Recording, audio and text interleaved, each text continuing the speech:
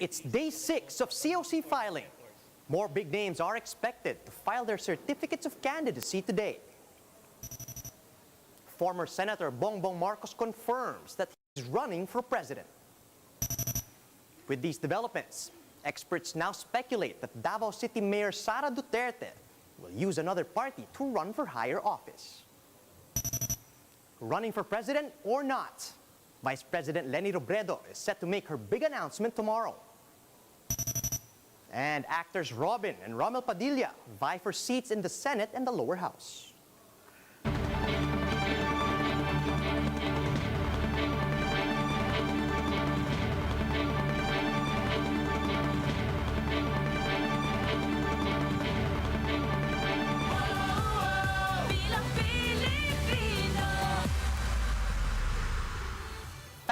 Focused and fearless. Here's everything you need to know as you jumpstart your day. I'm Charles Lejano.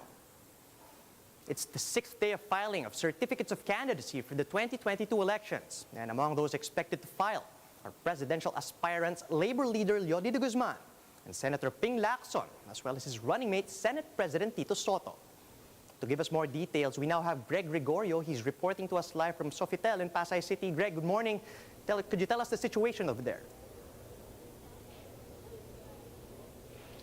Good morning, Charles. Today's day 6 for the filing of the certificates of candidacies and certificates of nomination and acceptance of those seeking national positions in the upcoming 2022 elections. And the Commission on Elections has received more than 150 filers so far.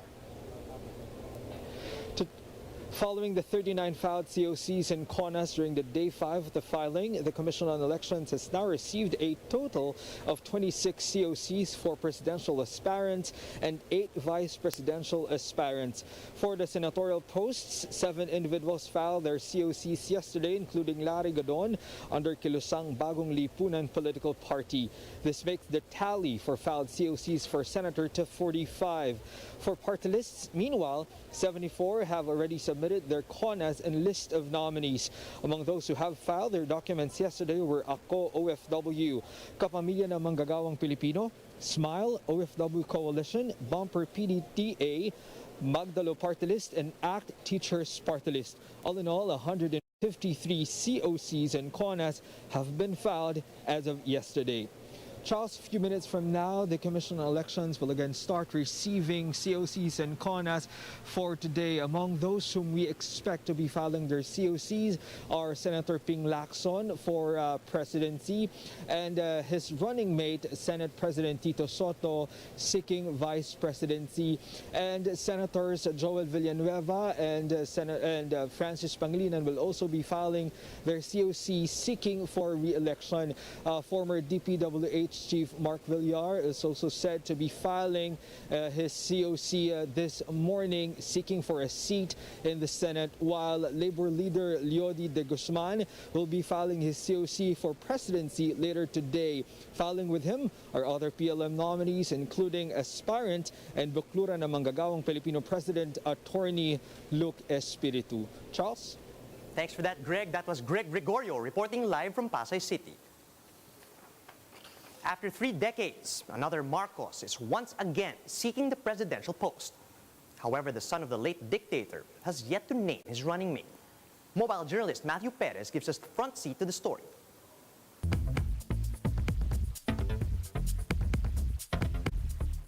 I am today announcing my intention to run for the presidency of the Philippines in the upcoming May 2022 elections. Just like that, former Senator Bongbong Marcos ended speculations about his plans for the 2022 elections. The son of the late dictator Ferdinand Marcos formally announced his presidential bid during the inauguration of his headquarters in Mandaluyong. In his announcement, Marcos appealed for unity amid the pandemic. I will bring that form of unifying leadership back to our country.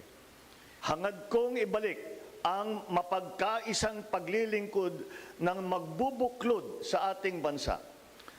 Tayo'y magkaisa. However, the former vice presidential aspirant will not be running under the Nacionalista Party. Before making his announcement, Marcos took his oath as member and chairman of the Partido Federal ng Pilipinas. He has also been previously nominated by the Kilusang Bagong Lipunan, a party established by his father. There are also speculations that Marcos will run alongside presidential daughter Sara Duterte, but Marcos and his allies have yet to confirm who his running mate will be. Mayor Inday has filed her certificate candidacy for mayorship, so we are also respecting that position that she has taken. So we have to see who else will throw their hat at the political ring, so to speak, and we'll assess it from there. Marcos trails Duterte, who leads in the latest Pulse Asia survey on preferences for the presidency.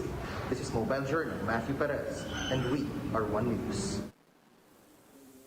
As the deadline for the filing of COCs draws near, experts are now speculating that presidential daughter Sara Duterte will run for president under the late Miriam Defensor Santiago's People's Reform Party.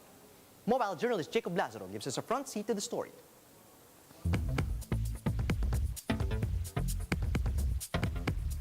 Davao City Mayor Sara Duterte's options are getting fewer as the deadline for the filing of Certificate of Candidacy nears. That's according to LaSalle political science professor Antonio Contreras. So nabawasan lalo yung kikilos ni Sara. So far, Sara Duterte has filed a COC for Davao City Mayor. But under the rules, she can always withdraw that COC and file a new one for president before Friday. Or failing that, she could substitute a candidate for a national party. And here's the thing, the late Miriam Santiago's People's Reform Party entered into an alliance with Sara Duterte's Hugpong ng Pagbabago and endorsed her as its presidential choice. While Sara Duterte has not made any overt move, her reported campaign manager, former Cabinet Secretary June Evasco, took his oath as PRP member yesterday. Reached for a comment, PRP officials said they're not at liberty to say if Sara is in their slate. Kasi you've been not confirmed as of the moment. But Contreras said a presidential run by Sara Duterte would take away potential votes from Bongbong Marcos, who announced his candidacy on Tuesday. The beneficiary of this would be Acción Democrático's Isko Moreno. The apparent strength of the Magoso, their chances of winning would be greatly reduced because they have the same voter base.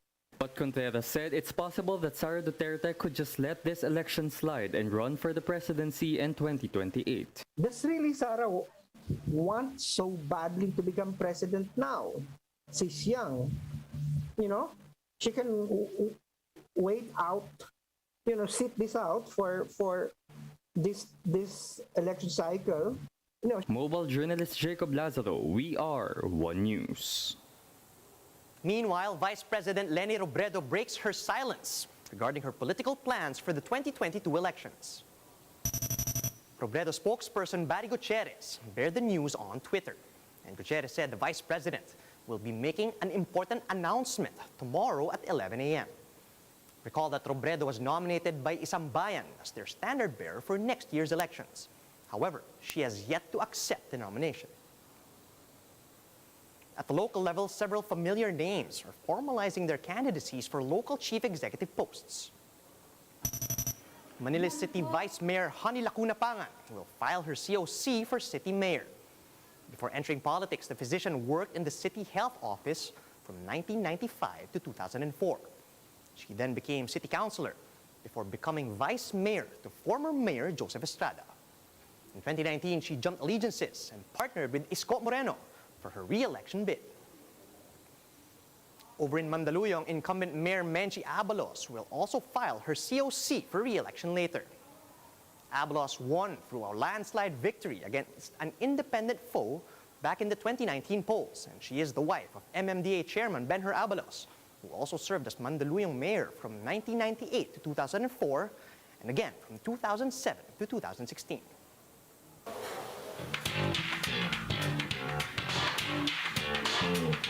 Brothers Robin and Rommel Padilla are also set to run for office under PDP Laban.